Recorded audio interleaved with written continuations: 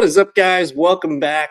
Another episode of the Fantasy Fellow Show for you guys. Wednesday evening, October 29th. We're heading into week 9 here. Hopefully, you guys had a good waiver wire run last night, or if it's tonight, good luck on your waivers. If you guys do have questions, please get them in the comments. I will get to them shortly. I'm just going to read the player news and the practice reports from today. Good evening to Super Moo. We're going to be hanging out here for a little bit. I'm going to start with the news, and then we'll get into your questions. We'll look at rankings and some matchups and things like that. So Hassan Haskins not practicing with the hamstring injury. Puts him, kind of on the doubtful side for week number 9. I think Kamani Vidal, I think he cracked my top 12 running back rankings this weekend against Tennessee. So looking like another good one for the Chargers running back Vidal. Marvin Mims not practicing today. I'm expecting him to be doubtful for the week here. Number 3 receiver Pat Bryant did catch a touchdown last week, so maybe he gets more run as the number 3 receiver. Good news for the Texans. They're going to get Nico Collins, who's back from a concussion, and Christian Kirk practiced today. So good chance for both of those guys. I'm pretty sure Nico's going to clear protocols. They said that earlier. We'll see about Christian Kirk, though. But good news for the Texans as they prepare for the Broncos. Good news for Brian Thomas Jr., who last we saw, he left that London game early with a shoulder injury. He practices today on track for week number 9.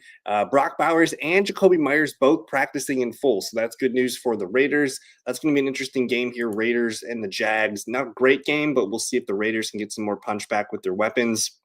Looks like J.J. McCarthy is set to start again for the Vikings this week. He's fully practicing. He's on track. Tyler Shuck will start the rest of the season for the Saints. We'll see how that goes.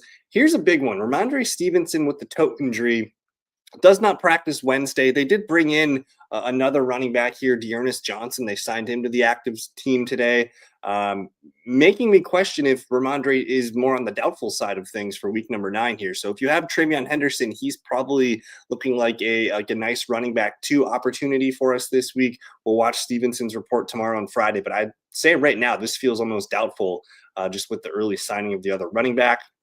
Good news for Puka. He's limited today. He's on track to play.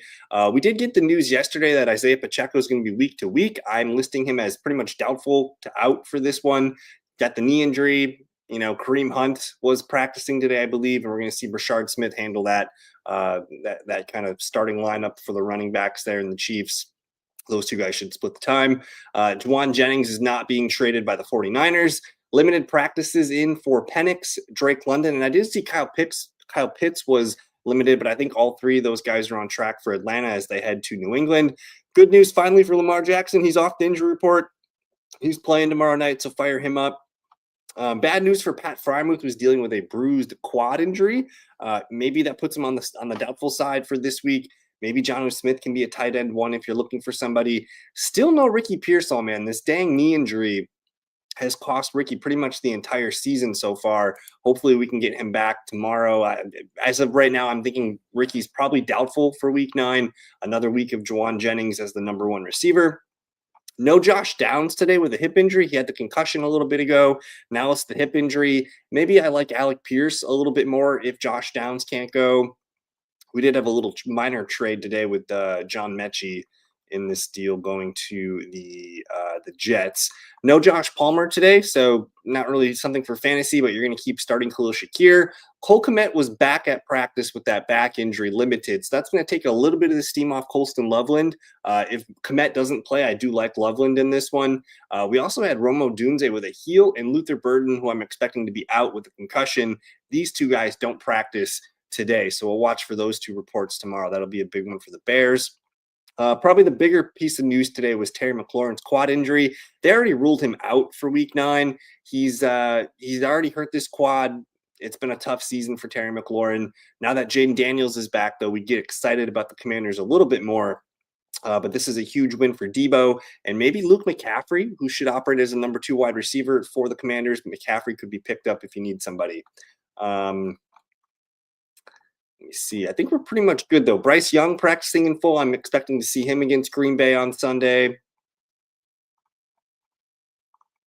Joe Flacco did not practice today. That's one we should probably spend a minute here on. Joe Flacco not practicing. He's got the AC sprain in his throwing shoulder. They have a bye next weekend. It does make sense for him to not play in week number 9, go into week 10 with the bye. Back week 11 that's the most logical thing to do, but the Bengals we know sometimes do things a little differently. So I don't know if Flacco does not practice tomorrow. We'll see. I would feel great if he got a limited practice in tomorrow about him playing, but I'm very unsure on this right now. And obviously the from Flacco to Jake Browning, I got to lower all of my Bengal players for the week because that's going to be a pretty big loss. No Calvin Ridley today. No Jalen Hyatt. Who cares? And I think we're pretty much caught up then. Aiden Hutchinson started off the morning with the new deal, so congrats to him. The Carolina Panthers do not want to trade Chuba Hubbard, so that kind of lets you know might be Rico Dowdle time here. But that's the majority of the news. We'll answer some questions here. We got Super Moo asking some good stuff here. Thoughts on starting Monangai over David Montgomery in a full PPR? I'm not super excited about either guy. I'm thinking Montgomery excites me a little bit more just because we know we can trust him to be a good player in a game where they're expected to win. I think it's like a 7 or 8 point game. Let me look at the game line real quick here. If this is the game where we think the Lions are going to be able to control the game and play from ahead here, they're 8.5 point favorites at home. They're projected 28 points. The Vikings only projected about 20 points here. So a touchdown win. I mean, I would think that we're going to see a good game from David Montgomery and one that can run the ball in. The Bears are 2.5 point favorites now against Cincinnati. And if Joe Flacco is out, I might lean towards Monangai because then that's going to open it up for a potential Bears game script where they can run the ball and play from ahead. So that's kind of what I'm thinking. If you tell me Joe Flacco's not playing, I'm very open to Kyle Monangai. But I think as of right now, without knowing the full picture of things, let's look at this matchup real quick here. The running backs, Cincinnati is the worst team against the opponent running backs. They're the only team to allow over 1,000 rushing yards. They've also allowed 4 receiving touchdowns, 43 catches. That's the most in the league. For Seattle's allowed more, and the Patriots have. But one of the worst teams in just all categories against the running back. So I'm seeing what you're seeing here too, Super Moo. I think I might lean Monangai here, my man. And Minnesota's defense has not performed very well. They do rank 11th against the running back here, so it's somewhat of a stiff competition. I think you might have me on Monangai right now. Jackson Dart or Jordan Love. I have Jordan Love just a little bit ahead in my rankings. The matchups this week, let's take a peek at those. You have Jackson Dart going up against the San Francisco 49ers, who rank middle of the road here. They have not allowed a lot of rushing stuff here. No rushing touchdowns on the year, 13 touchdowns to 1 interception. Maybe we see a good game from Dart in this one. I do think the loss of Cam Scatabo, it's going to be felt a little bit. They're not going to be as good of a running team, but Tracy is still athletic. I think Devin Singletary's fine. I don't see a huge change in the Giants' outlook going to those two guys from Scatabo. But then Jordan Love, on the other hand here, getting the Carolina Panthers, they do have a good secondary on paper. They rank 11th here, as you can see. They've allowed 11 touchdowns. They've caught they've thrown 6 interceptions against the Panthers, and they've allowed some rushing touchdowns here. So for Love, I think you're looking at a safe, 14 to 16 points. If you want to play it safe, I think that's what you're looking for. And then I would assume if you need to go for a ceiling, that's Jackson Dart with the running. I can lean Jackson Dart here because it does look like it's a decent matchup. It's in New York as well. Maybe we go Jackson Dart here, but I think both guys are just right on the edge of like top 12. And good evening to Double Tap, man. I appreciate you as well. I'm doing fantastic Wednesday night here. I'm not super excited about tomorrow night's game, but I think we're in for some good football week 9. So we're back into it here. Thoughts on Bashal Tutin getting more work after the bye week? So I had the luxury. I was able to pick up Bashal Tutin in my most important league last week. Somebody had to make some weird decisions just with the buys. All the teams that were on buys last week, there were some weird waiver moves. So I was able to pick up Bashal Tutin. I think with Tutin, we know he's a good player, and it's just a matter of time before I think maybe this team has to really think about what they're going to do with Travis Etienne next year. I don't see them trading Etienne before next week, just because they plan on making the playoffs. I think they want to keep Etienne.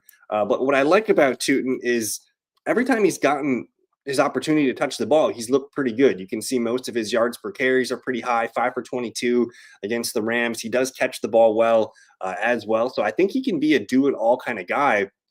But as long as Etienne's healthy and in the way, we're never going to see Tootin completely just take over the backfield. If anything, it might look more like a 50-50 kind of split. Now, I do think, a game, I want to start to see 6 and 8 carries for Tootin. You want to keep getting Etienne the ball, but I do want to start to see an uptick in snaps, routes, and carries for Tootin. Definitely not a guy that we want to start in our lineups this week against the Raiders. If you need to, though, it's not a bad opportunity if the Jags are playing from ahead and we get some second half opportunities for this run game. But I want to see more Tootin. I think after the bye week's a great time, especially with Travis Hunter too. You usually see a bump from rookie players after a mid-season bye. So he's still a guy that I think is a priority stash. Again, it's going to take an injury or some kind of hiccup from Etienne to truly get this. Maybe it's a fumble or something that leads to Tootin getting on the field more, something like that. But I want to see an uptick in all the numbers there. So thanks for the question. And good evening to Justin. We've been talking trades the last couple days. Okay. So, all right, that was the deal that we kind of cooked up this morning. So we were going to send Marvin Harrison and Derrick Henry. We were going to get Justin Jefferson and Oronde Gadsden. And then we had a back end deal to make another tight end move here. So if that happens, do I start Mason, Smith, Harvey, or Henderson? I think the next couple days will answer this question for us. I don't think it's Jordan Mason. And I'm pretty disappointed. I was super confident about Jordan Mason last week, and it just did not go the way that I wanted it to. I think right now with Ramondre Stevenson looking doubtful, if Stevenson's out, you kind of have to play TreVeyon Henderson. I mean, that's what you go back to August and he was a 4th, 5th round pick for a lot of people. We were very, very excited about TreVeyon Henderson. And now he gets a matchup here against Atlanta, who on paper, they have a good defense for fantasy, but you can run the football on them. They've allowed 4 receiving touchdowns as well, 3 rushing touchdowns, a healthy 100 yards a game to running backs here. The weird thing about Atlanta is they're kind of a run funnel. You can see they are the 3rd best. Here, let me remove the comment. They are the 3rd best fantasy defense here, but they are green against running backs. So I think this might be a sweet spot for TreVeyon Henderson. If Ramondre does play, I'm probably going to go with Brashard Smith. And yeah, that's the next question here from Double Tap here. I would think it's going to be like a true 50-50 split. You're probably not going to get goal line touches from Brashard Smith, but he's going to get a lot of receiving work. He's going to get a lot of the long down and distance work. And Kareem Hunt's basically just going to, get those 10 to 12 carries and be kind of their grinder for the most part. Kareem Hunt can still do that. He can still grind out 3 and 4 and 5 yard carries consistently, and he's going to be their goal line back. But I think the opportunity for Brashard Smith, I mean, if you look at what Pacheco's role has kind of been, he's been 6 to 10 carries, a catch or 2 per game. I think if you have Brashard Smith, this is probably the week to start him. If we look at the running back fantasy points allowed, the Bills, not a good team against the running backs here. They haven't allowed a receiving touchdown to running backs, but they're allowing teams to run the football on them. 800 yards, 9 rushing touchdowns. I think, the opportunity for Brashard Smith to make a big play or two. And I know he didn't look good the other night. He just didn't get a lot of touches the other night on Monday Night Football against the Commanders. But I think the opportunity looks pretty good for him. And I know Kareem Hunt's also dealing with a little injury himself. He did practice today, but it's very, like, if Kareem Hunt goes out and dings himself up in the first or second series and all of a sudden you get a big Brashard Smith game, I think right now I'm leaning towards Brashard being like a top 30 fantasy play this week. Yeah, I mean, if you want to sit tight with your three tight ends, you can kind of let a deal come to you.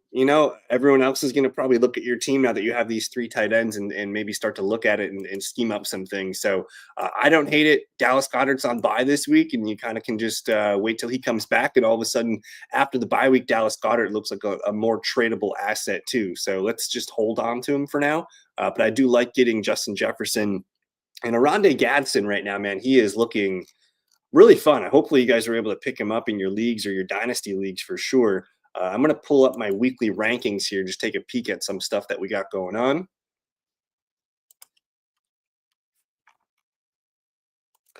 And today's Wednesday. I usually do my first pass at rankings on Wednesday. And then I collect all the information of the player news and things like that. And then we kind of go from there. But I do have the top 15 quarterbacks shown here. Nothing too crazy. I am a little nervous about Jayden Daniels in his first game back. It's against Seattle. That's a good team. If you have Jayden Daniels on your team, I'd like to know who else you have at QB just in case. I think it's a tough ask, especially with no Terry McLaurin. They're going to lean heavily on Deebo Samuel and Zach Ertz in this one. I don't think to me, it does not make sense for Joe Flacco to play. I have to update his status here. And I think if we, tomorrow afternoon, we'll probably get an answer around 11 or 12 o'clock, hopefully midday tomorrow on Flacco, if he practiced or not. If he doesn't practice tomorrow, man, I don't know if we're going to see him play this weekend. Again, they have a bye in week 10. Why throw him out there to maybe further re-injure? Like we just saw Carson Wentz go out there and get some big hits. So to me, I'm leaning towards no Flacco this weekend. We'll see what happens though. And Andrew Bauer, do we keep trusting Dobbs with Watson coming back? That's a fun question. I think I do still trust Romeo Dobbs. If we look at the post-game notes from week 8, let me let these load up here and we'll go on down to that Packers game. I think a lot of it did have to do with Dontavian Wicks missing time. That allowed Christian Watson to kind of step fully right back into the wide receiver 3 role for the Packers. But here we go. So Sunday Night Football against the Steelers, you have the top 3 receivers here for the Packers. Out of 37 total routes, Romeo still leads the team. He is still the number 1 receiver for the Packers. He still had 6 targets, which was second on the team. He does have a red zone presence as well with Jordan Love. I think a team, again, they're going up against the Carolina Panthers, which on paper they can play defense. But I still think Romeo Dobbs is probably a top 36, top 40 wide receiver. I think Christian Watson is going to continue to be what he's always kind of been. We know he's a big play guy. He was just able to catch all 4 of his plays this last time. And I think it's good for him to be back healthy. It also helps the other Packer players.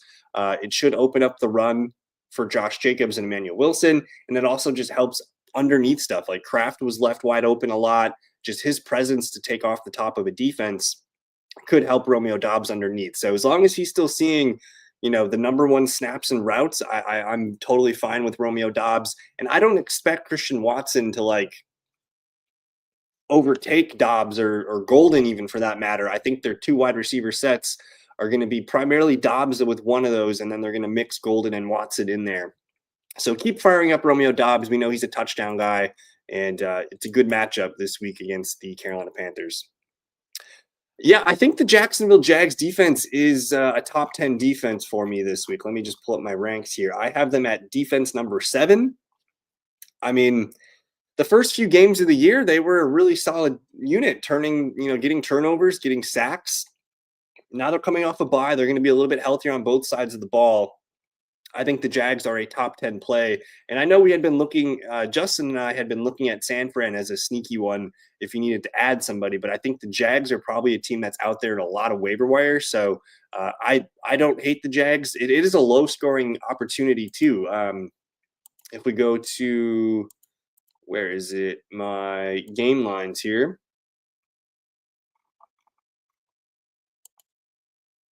You got the Raiders here projected for about 20 points. I could take the under on that. I know Brock Bowers and Jacoby Myers are back, but this Raiders offense just has not been in sync at any point this season.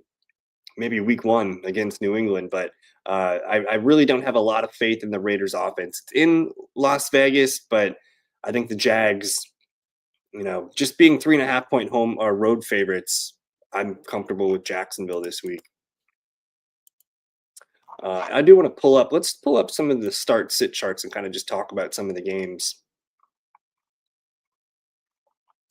For tomorrow night's game, hopefully, Lamar Jackson gets loose and backs into top 5 QB status. You're starting Lamar, Henry, Zay Flowers. Mark Andrews is probably the real question at tight end, who he he lost some snaps last week to Isaiah Likely and some routes and some things like that. So a little bit nervous on Mark Andrews. He's more of a flex play. I think Tua Tagovailoa should be in your lineup in super flex leagues, though. If you have him, you're starting Achane, and I think Waddle's back into our circle of trust. And just know that, hey, might not always be the best game from Tua and Waddle, but he still can have those big games from time to time. Malik Washington's one to keep an eye on if you need a deep flex wide receiver, and I think Ollie Gordon should be stashed in all formats.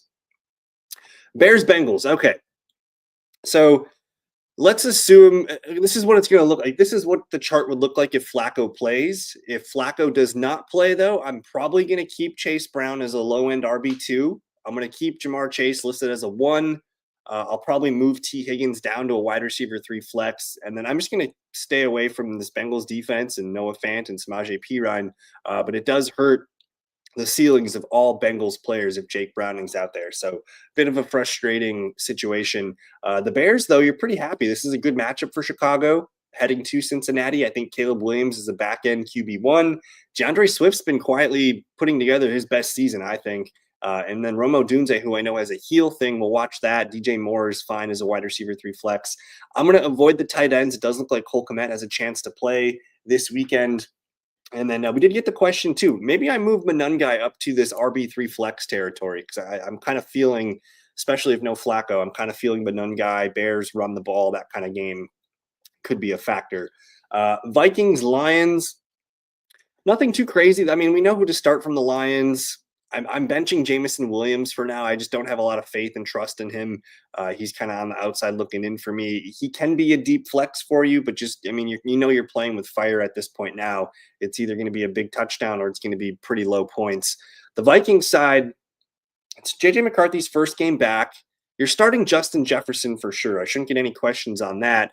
I think TJ Hawkinson probably loses some steam here. I think Jordan Addison loses some steam as well.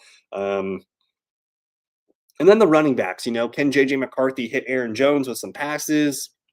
Can the Vikings stay competitive and get Jordan Mason his carries? More questions on this Vikings running game. I think if I had to start one Vikings back, though, it would be Aaron Jones, just as I expect him to play from behind.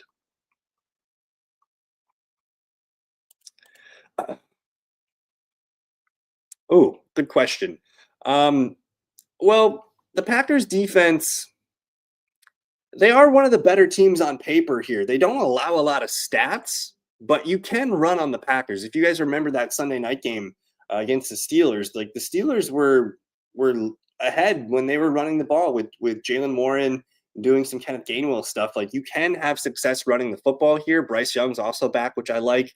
And there's a good chance that Rico Dowdle does catch a pass or two. I might be willing to do a Rico Dowdle over Chase Brown move. I think assuming Flacco is out, I'll play Rico Dowdle and see what happens. I think we're gonna see the shift to Rico here in week 9. And I guess speaking of the devil here, I do have Rico listed as an RB2, Chuba as an RB3. For Panthers, you can keep starting Tet McMillan. I think Rico's the one you want. Bryce Young's just more of a super flex option. I think the Packers will be able to get pressure on him and kind of make him uncomfortable. Jalen Coker is one to keep an eye on the waivers. If you want to add him, I think this could be a Jalen Coker game as they just have to keep throwing the ball a ton. You're starting all the Packers, Jordan Love, Josh Jacobs. I think all Packers receivers are technically worth a wide receiver 3 flex or something like that.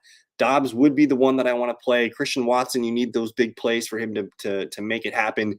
Think of Christian Watson as like, an Alec Pierce, Darius Slayton type, one that needs big plays. And if he doesn't get those big plays, we're going to be disappointed. But it's his first home game back. We could see Watson have a nice day. And then Matthew Golden, man, I want to see him finally explode for a touchdown. He needs to get a touchdown out of the way. It's week 9. What are we doing? We don't have our first round pick with a touchdown yet.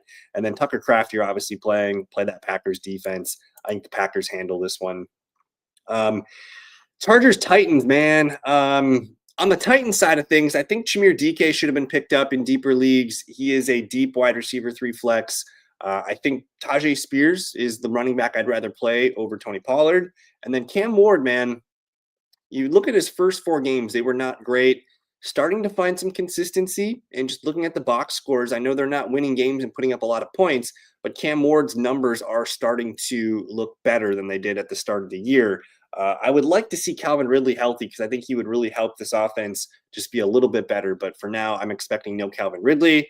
You can play Tajay, Chimere DK, maybe Cam Ward as a super flex QB2. You know, if you just need 12 to 15 points, I think that's Cam Ward for you. And then the tight ends have actually, Okonkwo and Gunnar Helm have played well, but they're both playing enough to make the other one kind of useless for fantasy. So no tight ends for me here. Alec Ayomaner, don't have a lot of confidence in him starting every week. And then they have been using Van Jefferson, but we're not using Van Jefferson. Start your Chargers.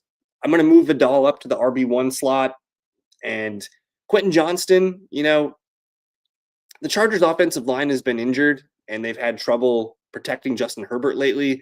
And a lot of times the play breaks down, Herbert's got to move, and he's usually looking for a quick outlet. So that's why he's throwing to Gadsden, Keenan, and McConkey a lot.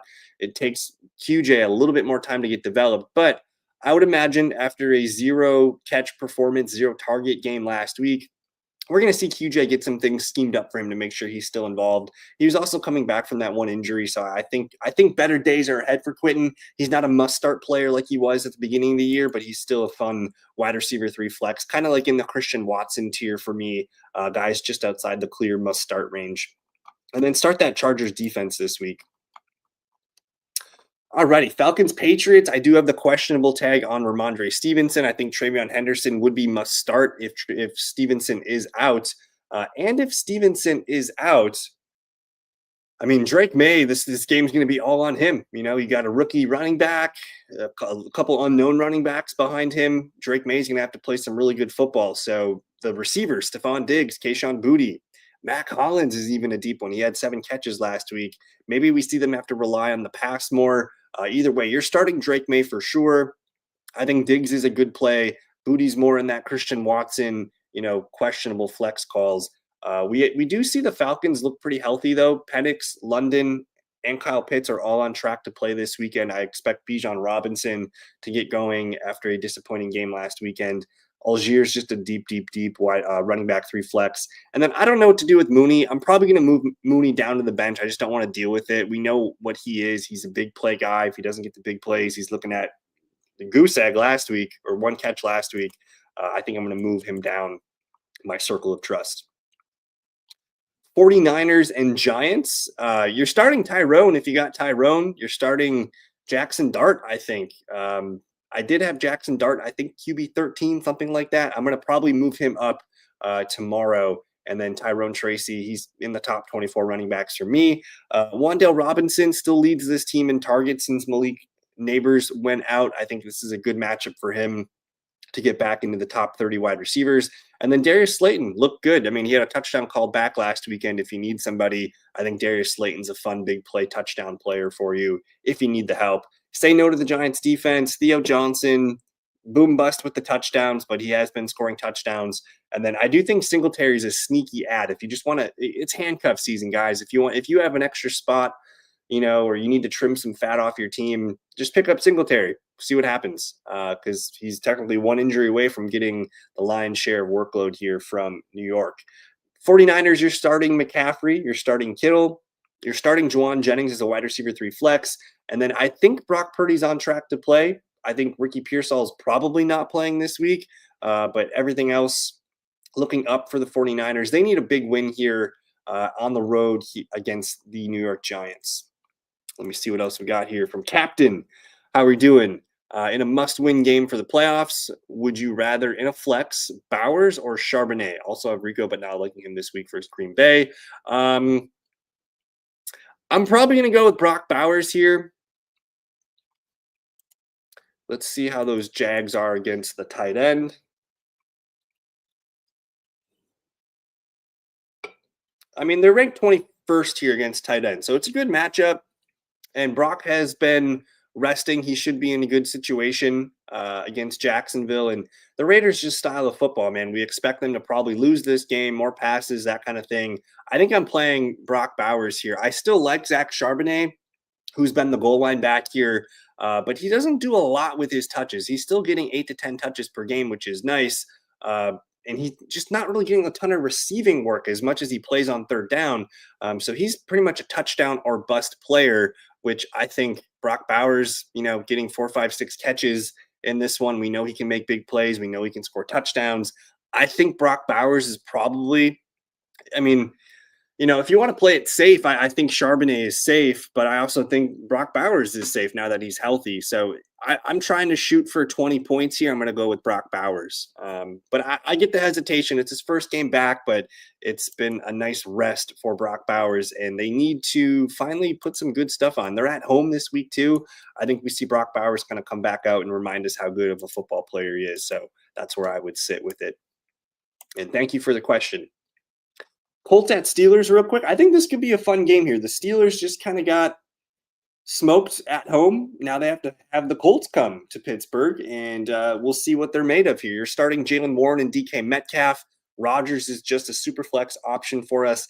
I don't think Pat Freiermuth is going to play this weekend, so maybe Jonnu Smith intrigues me a little bit. Maybe Calvin Austin is a flex. Maybe Roman Wilson, who looked good on Sunday Night Football. Maybe he's a guy worth picking up. I'm not going to say to start Roman Wilson, but to just consider putting him on the end of your bench. On the Colts side, yeah, you're starting JT, Pittman, Warren, Daniel Jones can be a top 10, top 12 QB. I think I actually have him as a top 10 QB. So I'm going to move him up here. We know the game with the Colts. Start your Colts, start that Colts defense probably. And then I don't know about Josh Downs this weekend. If Josh Downs does not play, I might move Alec Pierce up into the wide receiver 3 territory. Denver Broncos at Houston Texans. Texans playing good football. They beat a good 49ers team here. Nico Collins will be back. So CJ Stroud, Superflex QB2. I'm still playing Woody Marks as a low-end RB2. He looks good as a receiver. Nick Chubb can run the ball when they're in positive game scripts here. So they are projected to win this game against the Broncos in Houston. So maybe Nick Chubb's a guy that can get you a cheapy touchdown there if they get in near the goal line.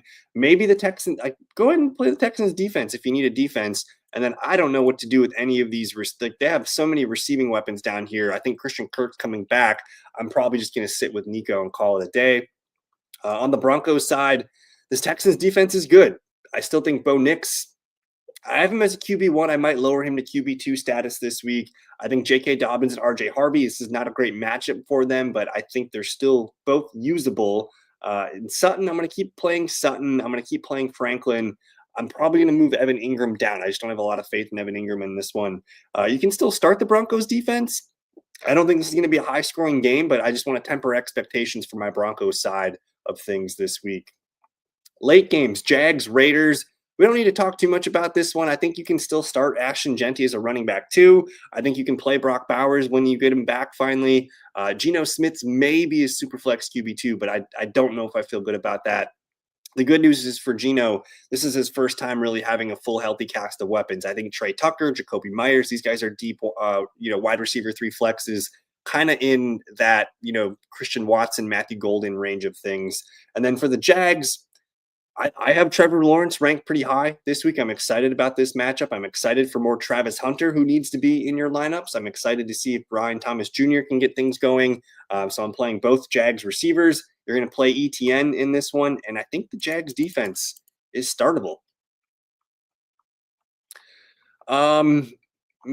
Start your Rams. Blake Corum might even be startable as a running back 3 flex. Start all your Rams. I think Tyler Shuck's going to be, he's going to be bumper bowling out there. He's going to be fine getting Olave and Shaheed and Juwan Johnson their targets. Alvin Kamara has not been a good fantasy option for us, so he might be an RB3 flex this week. We'll see if he can finally get some things going with Shuck, but I don't have a lot of faith in Tyler Shuck. I think you're going to keep playing Olave, Shaheed, consider Johnson as your tight end. Chiefs Bills, this is probably the game of the week. get everybody in your lineup as you can. I do have to update this and get Isaiah Pacheco out. I'm going to move Kareem Hunt up to RB2 status. I'm going to leave Brashard Smith at RB3 flex status. But yeah, you're playing Mahomes, you're playing Rashee Rice, you're playing Kelsey. Try and get Worthy in your lineup if you can. And I do think this Chiefs defense is startable. They're starting to play some good football on that side. And then for the Bills, it's Allen, it's Cook, it's Shakir. Consider Kincaid. I'm not going to mess with Keon Coleman, though. Even though he could have a big game, he usually shows up in random moments throughout the year. So maybe that's his week.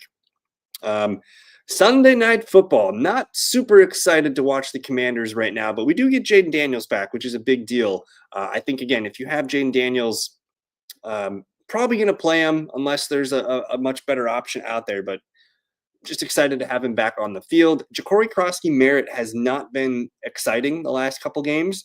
I still have him as a low-end RB2. I'm probably going to move him down to RB3 flex, though. I just don't have a strong feeling on him right now. I'm going to play Deebo Samuel. I might move Zach Ertz up to tight end 1, even though he's not a fun – I think he leads the league in drops. He has not been playing all that well. But I don't have a good feeling for this Commanders side. I think the Seahawks side is where you want to be. Sam Darnold's a super flex option. I think you're playing Charbonnet and Kenneth Walker if you have them. You're obviously playing JSN. Don't have a strong feeling on Cooper Kupp, but if you need a deep flex, he's in that Matthew Golden territory, Christian Watson, those fringy guys. And then I'm starting that Seahawks defense. I think Seattle takes care of business on the road. And then we have a high-scoring Monday Night Football game, Cardinals at Cowboys.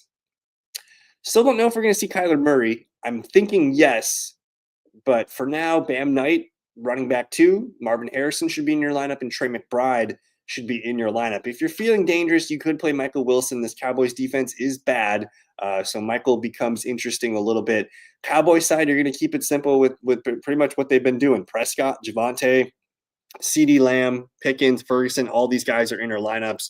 And then you can add Jaden Blue in some deeper leagues. I think he's a guy that they might try and see more of as the year goes on. So fun Monday Night Football game, hopefully some big points.